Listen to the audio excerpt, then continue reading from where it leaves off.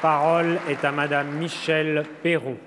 Merci, Monsieur le Président. Mesdames et Messieurs les ministres, mes chers collègues, ma question s'adresse à Agnès Buzyn, ministre des Solidarités et de la Santé.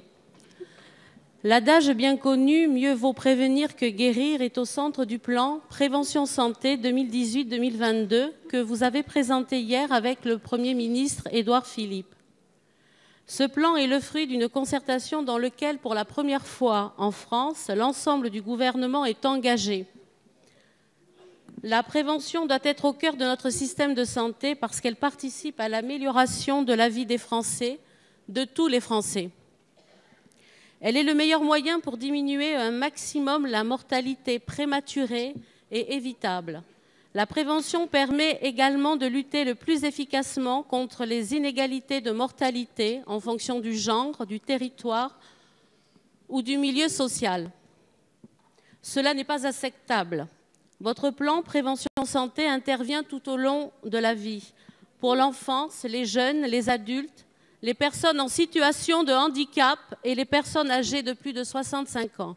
Personne n'en a été exclu.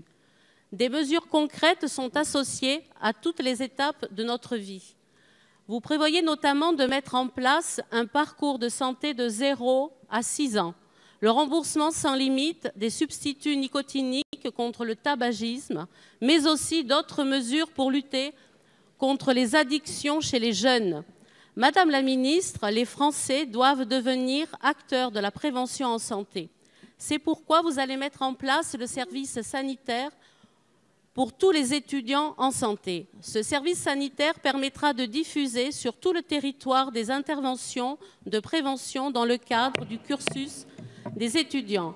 En effet, nous savons que les comportements à risque tels que le binge drinking sont fréquents chez les jeunes. Aussi, la prévention des jeunes par les jeunes, pour les jeunes, doit être favorisée. La députée, la parole est à Madame Agnès Buzyn, ministre des Solidarités et de la Santé. Merci, Monsieur le Président. Mesdames et Messieurs les députés, peut-être Madame la députée Michèle Peyron, avant de répondre à votre question, je voudrais rendre hommage aux services de secours, à nos soignants qui sont intervenus vendredi autour de l'attentat.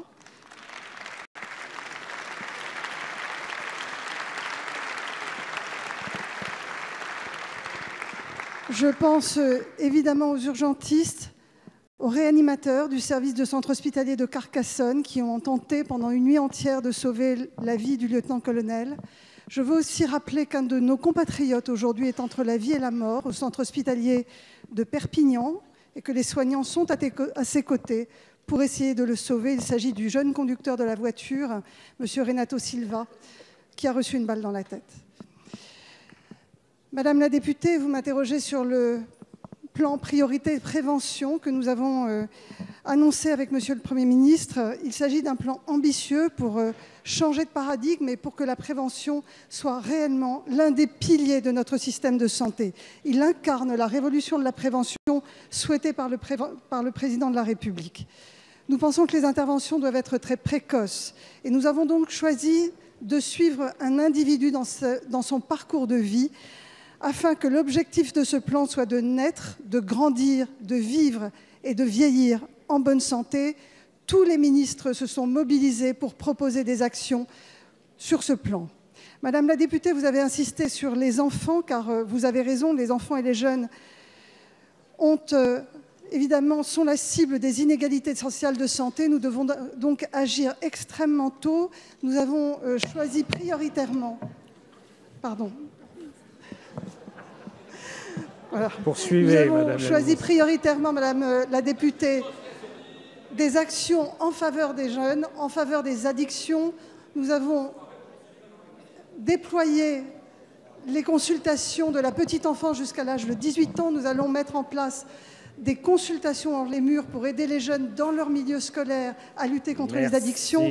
Le temps me manque pour vous le présenter, mais je voulais d'abord rendre hommage à nos services de santé qui sont au quotidien au service des Français. Je vous remercie. Merci.